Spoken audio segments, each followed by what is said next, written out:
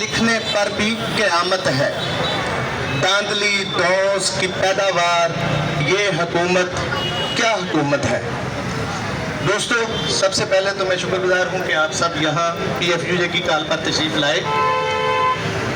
मैं इस ज़ालिम हुकूमत पर वादा कर देना चाहता हूँ कि हम अपने कायद सेक्रेटरी जनरल PFUJ राना अजीम की क़यादत में इस काले कानून, इस ज़ालमाना, गैर आइनी, गैर इंसानी और गैर अखलाकी काका एक्ट के खिलाफ हर मैदान में डट कर लड़ाई लड़ेंगे।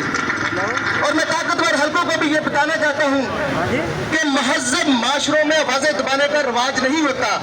जहाँ आवाज़ें दबा दी जाएं वहाँ तरक्की नहीं होती, खुशहाली नहीं होती।